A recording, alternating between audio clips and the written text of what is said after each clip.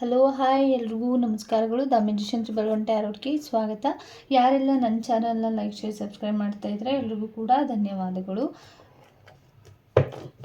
ಇದು ಆಂಜನೇಯ ಸ್ವಾಮಿಯವರಿಂದ, ಶ್ರೀ ಮಾರುತಿ ಕಡೆಯಿಂದ, ಹನುಮಂತನಿಂದ ನಿಮಗೆ ಯಾವ ರೀತಿಯ ಗೈಡೆನ್ಸ್ ಇದೆ ನೀವು ಮಾಡ್ತಾ ಇರುವಂಥ ಕೆಲಸಗಳಿಗೆ, ಸದ್ಯಕ್ಕೆ ನಿಮ್ಮ ಸಮಸ್ಯೆಗಳಿಗೆ ಯಾವ ರೀತಿ ಗೈಡೆನ್ಸ್ ಇದೆ ಅಂತ ನೋಡೋಣ. ನಿಮ್ಮ ಸಮಸ್ಯೆಗಳಿಗೆ ಯಾವ ರೀತಿಯ ಗೈಡೆನ್ಸನ್ನು ಕೊಡ್ತಾ ಇದ್ದಾರೆ. ಜೈ ಶ್ರೀರಾಮ್.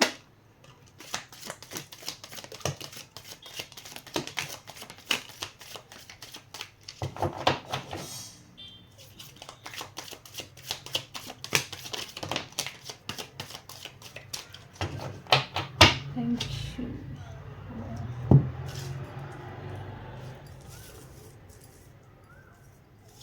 ನಿಮಗೆ ಇದ್ದಂಥ ಸಮಸ್ಯೆಗಳಿಗೆ ಯಾವ ರೀತಿಯ ಗೈಡೆನ್ಸ್ ಇದೆ ಅಂತ ನೋಡೋಣ.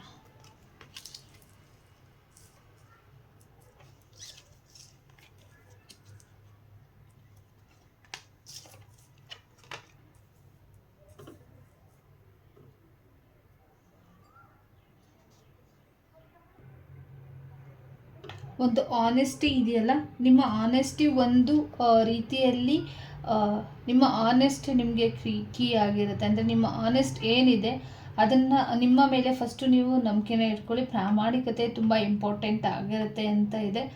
ಮತ್ತು ನೀವು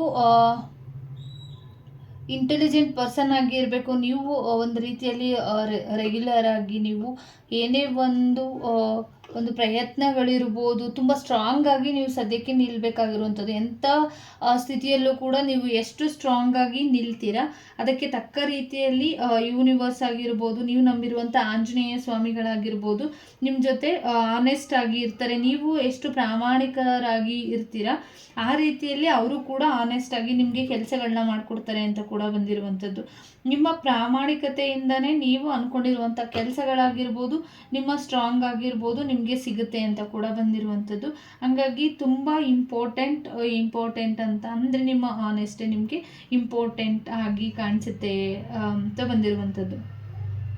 ಸತ್ಯಕ್ಕೆ ನೀವು ಮಾತಾಡ್ತಾ ಇರುವಂಥ ರೀತಿ ಏನಿದೆ ಅದು, ಮತ್ತು ನಿಮ್ಮ ಎಲ್ಲ ಸಮಸ್ಯೆಗಳನ್ನು ಒಂದು ರೀತಿಯಲ್ಲಿ ನಿಮಗೆ ಇದ್ದಂಥ ನೆಗೆಟಿವಿಟೀಸ್ ಇರ್ಬೋದು, ಮತ್ತು ನಿಮ್ಮಲ್ಲಿದ್ದಂಥ ಒಂದು ನಕಾರಾತ್ಮಕ ಶಕ್ತಿಗಳನ್ನ ನಾಶ ಮಾಡೋದಕ್ಕೆ ನಿಮ್ಮ ಆನೆಸ್ಟ್ ಎಷ್ಟು ಇಂಪಾರ್ಟೆಂಟ್, ಮತ್ತು ನೀವು ಅಂದ್ಕೊಂಡಿರುವಂಥ ಕೆಲಸಗಳಾಗಿರ್ಬೋದು, ಸಾಧನೆಗಳಾಗಿರ್ಬೋದು ಮಾಡೋದಕ್ಕೆ, ಮತ್ತು ನೀವು ಅಂದ್ಕೊಂಡಿರುವಂಥ ಮಾತುಗಳನ್ನ ಒಳ್ಳೆ ರೀತಿಯಲ್ಲಿ ಸತ್ಯವಾಗಿ ನುಡಿದ್ರಿ ಅಂದರೆ ಯಾವಾಗಲೂ ಕೂಡ ಸ್ಟ್ರಾಂಗ್ ಆಗಿ ನಿಮ್ಮ ಜೊತೆ ಆಂಜನೇಯ ಸ್ವಾಮಿಗಳು ಇರ್ತಾರೆ, ಮಾರುತಿ ಇರ್ತಾರೆ ಅಂತ ಕೂಡ ಬಂದಿರುವಂಥದ್ದು. ಕ್ಲಿಯರ್ ಆಗಿ ಇರಬೇಕು, ಒಂದು ಕ್ಲಿಯರಿಟಿ ಕಮ್ಯುನಿಕೇಷನ್ ಇರಬೇಕು ನಿಮಗೆ. ಏನೇ ಒಂದು ಯೂನಿವರ್ಸ್ ಜೊತೆ ಆಗಿರ್ಬೋದು, ಅಂದರೆ ನೀವು ಕ್ಲಿಯರ್ ಮಾಡ್ಕೊಳ್ತಾ ಇಲ್ಲ ಭಗವಂತ ನಮ್ಮ ಜೊತೆ ನಿಂತಿದ್ದಾರೆ ಅಂತ ಅಂದರೆ ಕ್ಲಿಯರ್ ಆಗಿ ನಿಮಗೆ ಬಂದಂಥ ವಿಚಾರಗಳೇನಿದೆ ಅದು ಏನು, ನಿಮಗೆ ಸಂದೇಶಗಳು ಏನು ಸಿಗ್ತಾ ಇದೆ, ಯಾವ ವಿಚಾರಗಳು ಸಿಗ್ತಾ ಇದೆ, ಒಂದು ಕ್ಲಿಯಾರಿಟಿ ತುಂಬ ಅವಶ್ಯಕತೆ ಇದೆ ಅಂತ ಕೂಡ ಬಂದಿರುವಂಥದ್ದು. ಮತ್ತು ನೀವು ಹೇಳ್ತಾ ಇರುವಂಥ ರೀತಿಗಳಿರುತ್ತಲ್ಲ, ಆ ರೀತಿಗಳು ಏನಿದೆ, ಆ ಸಂದೇಶಗಳೇನಿದೆ ಸ್ಪಷ್ಟವಾಗಿ ತಗೊಳ್ಬೇಕು ಅಂತ ಕೂಡ ಬಂದಿರುವಂಥದ್ದು. ನೀವು ಮಾಡ್ತಾ ಇರುವಂಥ ಪ್ರಯತ್ನಗಳನ್ನ ಜನಗಳಿಗೆ ತೋರಿಸ್ತಾ ಇಲ್ಲ, ಯೂನಿವರ್ಸ್ಗೆ ತೋರಿಸ್ತಾ ಇಲ್ಲ. ಯೂನಿವರ್ಸ್ಗೆ ತೋರಿಸೋ ಅವಶ್ಯಕತೆ ಇಲ್ಲ, ಅಂದರೆ ನೀವು ನಂಬಿರುವಂಥ ದೈವಕ್ಕೆ ತೋರಿಸೋ ಅವಶ್ಯಕತೆ ಇಲ್ಲ. ಬಟ್ ಗೊತ್ತಾಗುತ್ತೆ ನಿಮ್ಮ ಪ್ರಾಮಾಣಿಕತೆ ಆಗಿರ್ಬೋದು, ಏನೇ ಆಗಿರ್ಬೋದು. ಬಟ್ ನಿಮ್ಮ ಒಂದು ಕಾನ್ಫಿಡೆಂಟ್ ಲೆವೆಲ್ ಜಾಸ್ತಿ ಆಗಬೇಕು ಅಂದರೆ ನಿಮಗೆ ಬಂದಂಥ ಮೆಸೇಜಸ್ ಏನಿದೆ ಅದನ್ನು ಸ್ವೀಕಾರ ಮಾಡಿ, ನಿಮ್ಮ ಇಂಟ್ಯೂಷನ್ ಏನಿದೆ ಅದು ವರ್ಕ್ ಮಾಡ್ತಿದೆಯಲ್ಲ ಆ ಯೂನಿವರ್ಸ್ಗೆ ಅದನ್ನು ಕ್ಲಿಯರ್ ಆಗಿ ಮಾಡಿ ಅಂತ ಇದೆ. ಅಂದರೆ ನೀವೇನೇ ಒಂದು ಪ್ರಾರ್ಥನೆ ಇಡ್ಬೋದು, ಏನಾದರೂ ನಿಮಗೆ ಬೇಕು ಅನ್ನೋದು ಇರ್ಬೋದು, ಅದನ್ನು ಕ್ಲಿಯರ್ ಕಟ್ ಆಗಿ ಹೇಳಬೇಕು. ಕನ್ಫ್ಯೂಷನ್ಸ್ ಬೇಡ. ಆ ಕನ್ಫ್ಯೂಷನ್ಸ್ ಮೈಂಡಿಂದ ನಿಮಗೆ ಸಮಸ್ಯೆಗಳು, ನಿಮಗೆ ಕ್ಲಿಯಾರಿಟಿಗಳು ಸಿಗದೇ ಇರೋದ್ರ ಕಾರಣ ನೀವು ಅಂದ್ಕೊಂಡಿರುವಂಥ ಕೆಲಸಗಳಿಗೆ ಅಡೆತಡೆಗಳು ಆಗ್ಬೋದು ಅಂತಲೂ ಕೂಡ ಬಂದಿರುವಂಥದ್ದು. ಏನೇ ಒಂದು ವಿಚಾರ ಆಗಿರ್ಬೋದು, ನಿಮಗೆ ಒಂದು ಸ್ಟ್ರಾಂಗ್ ಕಮಿಟ್ಮೆಂಟ್ ಏನಿದೆ ಆ ಕಮಿಟ್ಮೆಂಟು ಸ್ಟ್ರಾಂಗ್ ಆಗಿ ಇರಬೇಕು.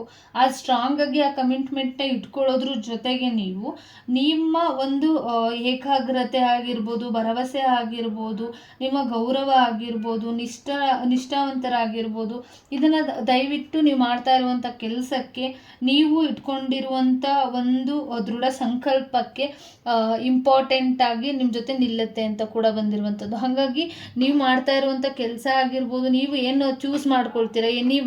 ಒಂದು ಒಂದು ಜಾಬ್ ಆಗಿರ್ಬೋದು, ಒಂದು ಮನೆ ಆಗಿರ್ಬೋದು, ಒಂದು ಕೆಲಸ ಆಗಿರ್ಬೋದು, ಒಂದು ಫ್ಯಾಮಿಲಿ ಆಗಿರ್ಬೋದು, ಅದಕ್ಕೆ ನೀವು ಬದ್ಧತೆ ಇದ್ದೀರಾ, ಕಮಿಟ್ಮೆಂಟ್ನ ಇಟ್ಕೊಂಡಿದ್ದೀರಾ ಈ ಕೆಲಸಕ್ಕೆ ಅಂತ ಅಂದರೆ, ಒಂದು ಫೈನಾನ್ಷಿಯಲಿ ಆಗಿರ್ಬೋದು, ಎಲ್ಲ ರೀತಿಯಲ್ಲಿ ಅದಕ್ಕೆ ತಕ್ಕ ರೀತಿಯಲ್ಲಿ ಒಂದು ಬದ್ಧತೆ ಇರಬೇಕು. ಆ ತಕ್ಕ ರೀತಿಯಲ್ಲಿ ಪ್ರಾಮಾಣಿಕವಾಗಿ ನೀವು ಕೆಲಸಗಳನ್ನ ಗೌರವಿಸಬೇಕು.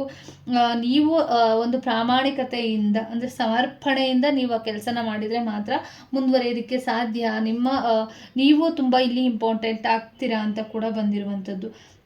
ಮತ್ತು ತುಂಬ ಸ್ಟ್ರಾಂಗ್ ಇಂಪಾರ್ಟೆಂಟ್ ಆಗಿದೆ. ಹಾಗಾಗಿ ಬ್ಯೂರೋ ಬಂದಿರೋದ್ರಿಂದ ನಿಮ್ಮ ಸ್ಟ್ರಾಂಗ್ ಏನಿದೆ, ನಿಮ್ಮನ್ನು ನೋಡಿ ಇನ್ನೊಬ್ಬರು ಇನ್ಸ್ಪಿರೇಷನ್ ಆಗುವಂಥ ಚಾನ್ಸ್ಗಳನ್ನ ಮಿಸ್ ಮಾಡ್ಕೊಂಡಿರ್ಬೋದು ನೀವು. ಹಾಗಾಗಿ ನಿಮ್ಮ ಧೈರ್ಯ ಏನಿದೆ, ನಿಮ್ಮ ಸ್ಫೂರ್ತಿ ಏನಿದೆ, ನಿಮ್ಮ ಸ್ವಂತ ಭಯ ಏನಿದೆ, ಅವುಗಳನ್ನ ಹೆದರಿಸ್ಬೇಕು ನೀವು. ತುಂಬ ನಿಮ್ಗಿದ್ದಂಥ ಧೈರ್ಯನ ಕಳ್ಕೊಂಡು, ನಿಮ್ಗಿದ್ದಂಥ ಸ್ಫೂರ್ತಿನ ಕಳ್ಕೊಂಡು ನೀವು ಏನು ಮಾಡೋದಕ್ಕಾಗೋದಿಲ್ಲ ಅಲ್ವಾ. ಹಾಗಾಗಿ ನೀವು ಏನೋ ಒಂದು ಕೆಲಸ ಮಾಡಬೇಕಂತ ಅಂದ್ರೂ ಕೂಡ ಸ್ಫೂರ್ತಿಯಾಗಿ, ಧೈರ್ಯವಾಗಿ, ಸ್ವಂತ ನಿಮಗೆ ಭಯನ ತೆಗೆದಾಕಿ ಸ್ಟ್ರಾಂಗ್ ಆಗಿ ನೀವಾಗಿ ಇರಬೇಕು.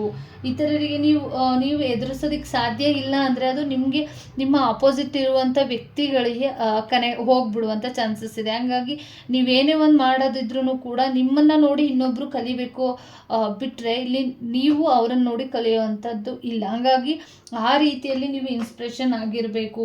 ಹಾಗಾಗಿ ನೀವು ಇನ್ನೊಬ್ರು ನೋಡಿದ್ರೆ ಇನ್ಸ್ಪಿರೇಷನ್ ಆಗೋ ರೀತಿಯಲ್ಲಿ ಬದುಕಿ ಅಂತಲೂ ಕೂಡ ಹೇಳ್ತಾ ಇರುವಂಥದ್ದು. ಓಕೆ. ಮತ್ತು ನೆಕ್ಸ್ಟು ಏನೇ ಒಂದು ಕೆಲಸ ಇದ್ರೂ ಕೂಡ ಅದಕ್ಕೆ ಏನಾದರೂ ಒಂದು ಅಚೀವ್ ಇದ್ದೇ ಇರುತ್ತೆ.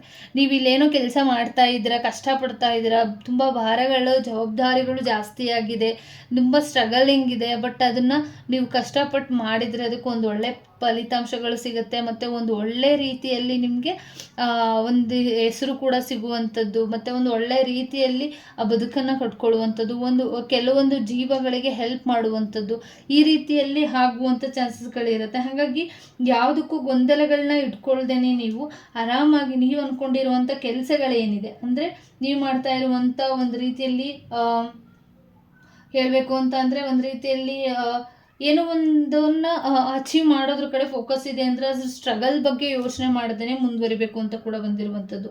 ಸ್ಟ್ರಗಲಿಂಗ್ ಇಂಪಾರ್ಟೆಂಟ್ ಆಗಿ ಇರೋದಿಲ್ಲ ಅಲ್ವಾ. ಹಂಗಾಗಿ ಏನೇ ಒಂದು ಸಮಸ್ಯೆ ಬಂದ್ರೂ ನೀವು ಫೋಕಸ್ ಆಗಿ ಇಲ್ಲಿ ನಿಂತಿದ್ದೀರಾ, ಆ ಕೆಲಸಕ್ಕೆ ನಾನು ಬದ್ಧತೆಯಾಗಿ ನಿಂತಿದ್ದೀನಿ ಅಂತ ಅಂದರೆ ಅದನ್ನು ಸ್ಟ್ರಾಂಗ್ ಆಗಿ ಭಯ ಬಿಟ್ಟು ಹೆದರಿಸೋದಕ್ಕೆ ರೆಡಿಯಾಗಿ ಇರಬೇಕು. ನೀವು ಅದನ್ನು ಅಳವಡಿಸ್ಕೊಳ್ಬೇಕು. ತುಂಬ ಭಯ ಅಂತ ಬರ್ತಿದೆ. ಹಾಗಾಗಿ ತುಂಬ ಇಲ್ಲಿ ನೀವು ರೆಸ್ಟ್ಲೆಸ್ ಆಗಿ ಇಲ್ಲ ಫೈರ್ಲೆಸ್ ಆಗಿ ಕೆಲಸನ ಮಾಡೋದ್ರ ಮುಖಾಂತರ ನಿಮಗೆ ಇದ್ದಂಥ ಒಂದು ಸ್ಟ್ರಾಂಗ್ನೆಸ್ ಬರೋದಕ್ಕೆ ಸಾಧ್ಯ. ಭಯ ಕಡಿಮೆ ಆಗಬೇಕು ಅಂದರೆ ತುಂಬ ಇಲ್ಲಿ ಭಯನ ಎದುರಿಸಿ ನಿಲ್ಲಬೇಕು ಅಂತ ಅಂದರೆ ಒಂದು ರೀತಿಯಲ್ಲಿ ಲೆಕ್ಕವಿಲ್ಲದಷ್ಟು ಯುದ್ಧಗಳನ್ನ ನೀವು ಮಾಡ್ತಾನೇ ಇರಬೇಕು. ನೀವೆಷ್ಟು ಯುದ್ಧ ಮಾಡೋದಕ್ಕೆ ಸ್ಟಾರ್ಟ್ ಮಾಡ್ತೀರಾ ಆವಾಗ ನಿಮಗೆ ಒಂದಿಷ್ಟು ಸ್ಟ್ರಾಂಗ್ನೆಸ್ ಆಗಿರ್ಬೋದು, ಧೈರ್ಯ ಆಗಿರ್ಬೋದು, ಭಯ ಇಲ್ಲದೆ ಇರೋ ರೀತಿಯಲ್ಲಿ ಇರ್ತೀರ ಅಂತ ಕೂಡ ಬಂದಿರುವಂಥದ್ದು.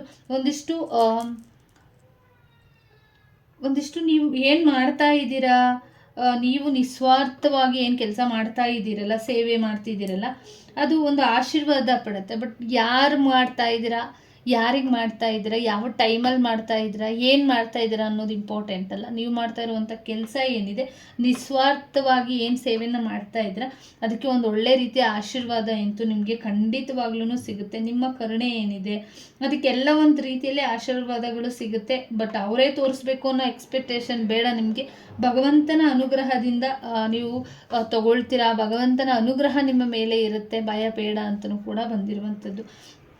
ನಿಮ್ಮ ಜೊತೆ ಯಾರು ಇರ್ತಾರೆ ಅನ್ನೋದು ಇಂಪಾರ್ಟೆಂಟು, ಯಾರು ನಿಮ್ಮ ಜೊತೆ ಸಹಾಯ ಮಾಡ್ತಿದ್ದಾರೆ ಅನ್ನೋದು ಇಂಪಾರ್ಟೆಂಟ್ ಆಗಿರುತ್ತಲ್ವ. ಹಾಗಾಗಿ ಆ ಭಯನ ತೆಗೆದುಹಾಕಿ ನೀವು ಮಾಡ್ತಾ ಇರುವಂಥದ್ದು ಪ್ರಾಮಾಣಿಕವಾಗಿ, ಶುದ್ಧವಾಗಿ ಮಾಡ್ತಾ ಇರುವಂಥ ಕೆಲಸ ತುಂಬಾ ಇಂಪಾರ್ಟೆಂಟ್ ಆಗಿರುತ್ತೆ. ಒಂದು ಟ್ರೂ ಪರ್ಪಸನ್ನು ನೀವು ಹಿಡ್ಕೊಳ್ಬೇಕು ಆಯಿತಾ. ನೀವು ಈ ಕೆಲಸ ಮಾಡ್ತಾ ಇದ್ದೀನಿ, ಇದನ್ನು ನಾನು ಮಾಡಬೇಕು, ಈ ಥರ ಅಚೀವ್ ಮಾಡಬೇಕು, ಇದನ್ನು ನಾನು ಪಡ್ಕೊಳ್ಬೇಕು ಅನ್ನೋದು ಏನೇ ಇದ್ರೂ ಕೂಡ ಆ ಉದ್ದೇಶ ಏನಿದೆ, ಯಾವ ಉದ್ದೇಶಕ್ಕೆ ಈ ಕೆಲಸ ಮಾಡ್ತಾ ಇದ್ದೀರಾ, ಇದು ನಿಜವಾಗ್ಲೂ ನಿಸ್ವಾರ್ಥವಾಗಿ ಕೆಲಸ ಮಾಡ್ತಾ ಇದ್ದೀರಾ ಅನ್ನೋದು ತುಂಬ ಮೇನ್ ಇಂಪಾರ್ಟೆಂಟ್ ಆಗುತ್ತೆ. ನೀವು ಮಾಡ್ತಾ ಇರುವಂಥ ಕೆಲಸ ಯಾವುದು, ಏನು, ಯಾಕೆ ಮಾಡ್ತಾ ಇದ್ದೀರಾ, ಯಾವುದಕ್ಕೋಸ್ಕರ ಮಾಡ್ತಾ ಇದ್ದೀರಾ, ಅನ್ನೋದು ತಿಳ್ಕೊಂಡು ಮುಂದುವರಿರಿ. ಕೆಲಸ ಯಾವುದೇ ಕೆಲಸ ಮಾಡೋದಾಗಿದ್ರೂ ಕೂಡ ಅಂತ ಬಂದಿರುವಂಥದ್ದು. ನಿಮ್ಮ ದುರ್ಬಲತೆಗಳು ಏನಿದೆ ಅದನ್ನು ಬೇರೆಯವ್ರು ಕೂಡ ಯೂಸ್ ಮಾಡ್ಕೊಳ್ಳುವಂಥ ಸಾಧ್ಯತೆಗಳು ಕೂಡ ಇದೆ. ಹಾಗಾಗಿ ಅಗತ್ಯ ಇರೋರ್ಗೆ ಮಾತ್ರ ನೀವು ಸಹಾಯ ಮಾಡಿ. ಎಲ್ಲ ರೀತಿಯಲ್ಲೂ ಎಲ್ರಿಗೂ ಕೂಡ